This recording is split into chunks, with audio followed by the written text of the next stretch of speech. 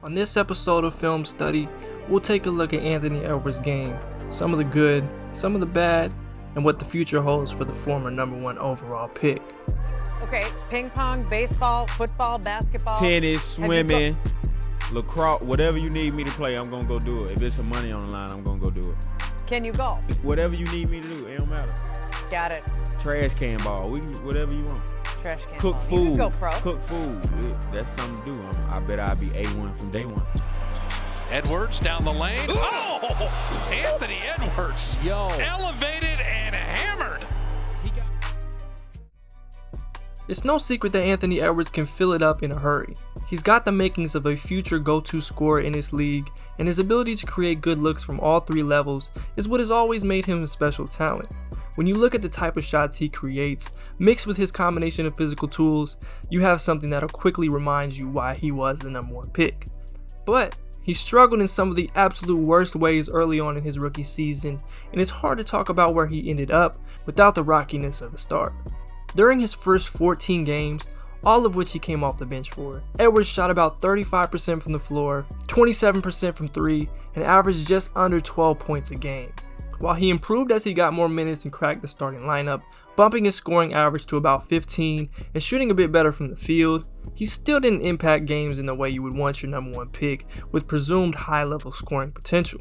And one of the clearest areas he needed to improve was getting downhill all the way to the basket and converting when he got there. He shot just 53% on 5.1 attempts a game in the restricted area before the All-Star break. For context, he was right above the notorious Andre Drummond, who was at 52%, and on the high side, Bradley Beal and Zach LaVine were both right above 67% respectively, and those two guys are at a level he would like to reach one day. A lot of these attempts were heading from right to left or simply extending with his left hand. They're pretty naturally just tough finishes for righties.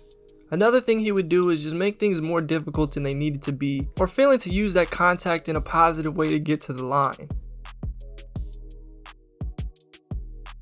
But as the season progressed, Ant made huge improvements in getting downhill, and his effectiveness when at the basket improved dramatically.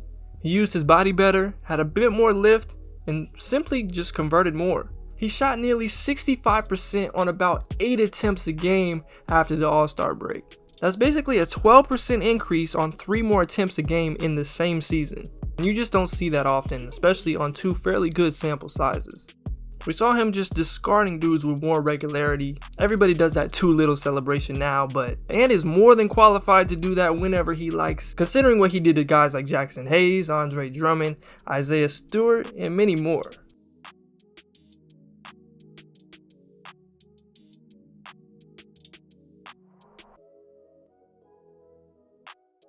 Here he gets a step on Terry Rozier, he uses his body to create an angle, LaMelo jumps to contest, and he perfectly avoids Biyombo's attempt at blocking his shot, protecting the ball before extending with the left for the reverse.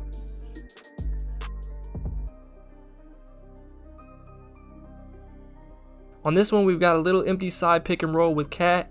He's got good pace, he sees Vooch slide back over to Cat, and attacks with tremendous core strength and body control to take the contact from LaVine, knock him off balance, and still finish with the left. It was an overall impressive turnaround that was seen in pretty much every other area of his game. Ant gave the league about 24 points, 5 rebounds, 3.5 assists, and a steal on 45% from the field and 35% from 3 after the All-Star break, which was 36 total games. He caught the most fire over his last 9 games, where he put up nearly 27, 5, and 5 on 53% from the field and 41% of his 7 3-point attempts. One thing that's always going to jump off the screen when watching Ant is his unbelievable physical tools and athleticism. He's a 6'4", possibly 6'6", 225-pound power guard, donning a 6'9" wingspan and the ability to explode off the ground in a hurry. I wouldn't be surprised if we start seeing guys just make more business decisions when they see him coming down the lane in the future because of the reputation he's built. Most of the time his 1-foot takeoffs are going to be off of his left foot. This is pretty much standard for righties unless you're John Wall. He just glides through the air and makes it look effortless. This play right here is going to go down as one of the greatest dunks ever. From the load up, to the power, to how he landed on him and just walked off like a movie villain. It's just a top tier dunk and a perfect display of Ant's alien level physical gifts.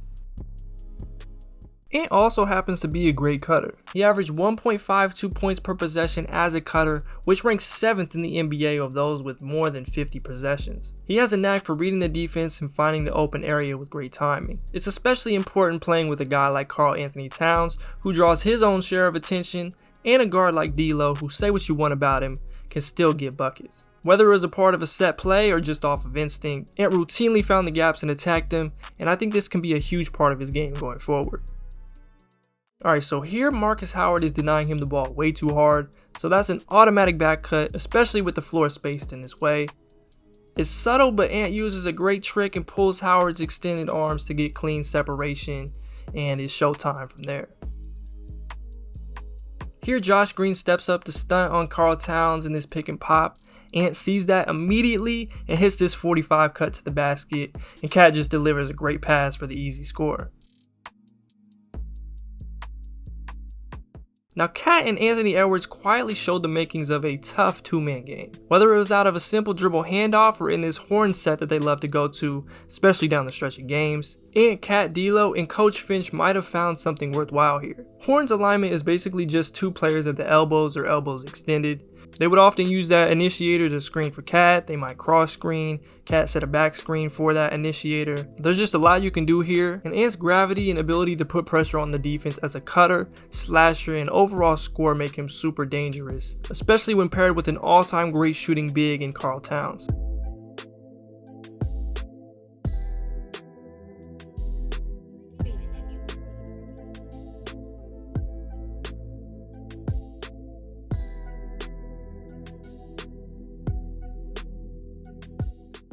It's still a work in progress, but Ant has these moments that he had dating back to Georgia where he makes some great plays for others, especially off the live dribble, and he's steadily progressed in the pick and roll. Ant comes off this cross screen from Cat, he catches it and attacks immediately. He sees the nearly 8-foot taco fall helping and knows Cat has to be open, so he serves up this bucket with this little 180 drop off. Now he could have got into some trouble with this pass if Pritchard made a rotation, but you like to play.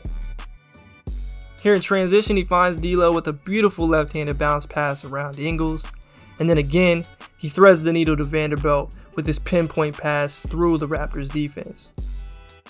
There's still work to be done in the pick and roll, but I think this is one of the most underrated areas of his game. He uses this high screen from Nas perfectly. It's a weird angle, and Green is digging, so he puts Monte Morris in jail. He gathers with a low pickup and gets Millsap to commit, and drops it off to Nas for the dunk.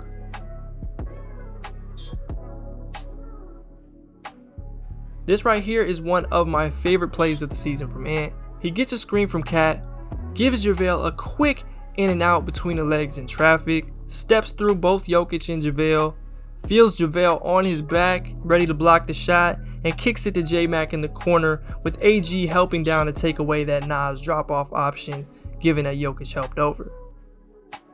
And finally here, Ant takes a screen from Vanderbilt with Williams in a drop. He puts Waters on his hip, he rises up to get Williams to commit and drops it off for Vanderbilt with no help from the low man Fournier. And Ant has this tremendous pace in the pick and roll as a scorer too.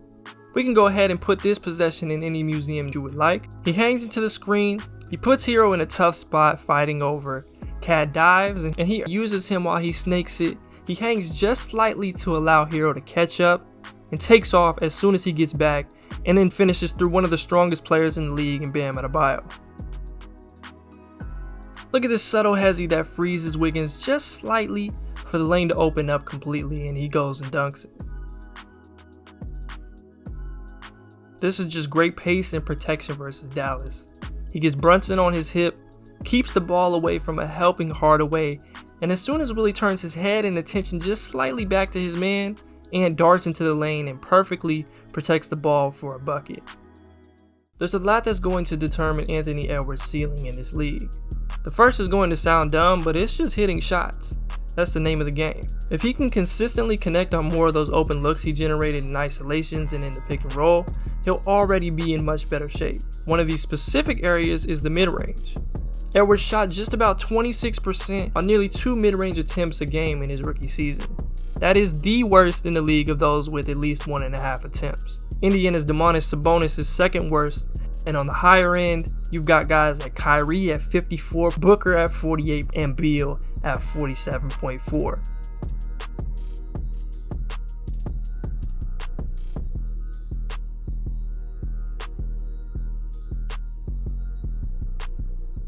The second thing going forward is his defense. Ant has the tools to be at minimum a passable defender. Now, was Minnesota the greatest place for him to have an emphasis on his defense? No. But it seems he and his team are at least talking and hopefully making a concerted effort to be better on that end next season. His issues mostly remain the same from college, and that was the awareness, the positioning, and just a little bit of basic effort. Now, it's tough to speak on effort from the outside like this, but I still felt like he definitely had more to give in a lot of these moments.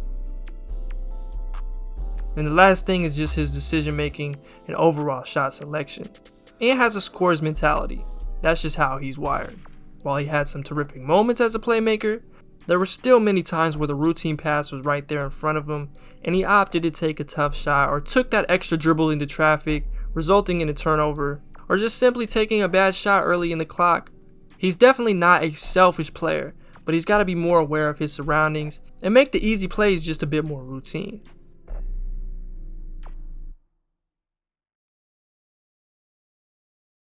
The dude just turned 20, and that rapid improvement during his rookie season should be believed to be real. He had minimal training camp, no summer league, and some difficult COVID protocols to work through. I think the sky's the limit for Ant regardless of who his teammates are next year. Mr. A1 from day one is going to take flight on this league.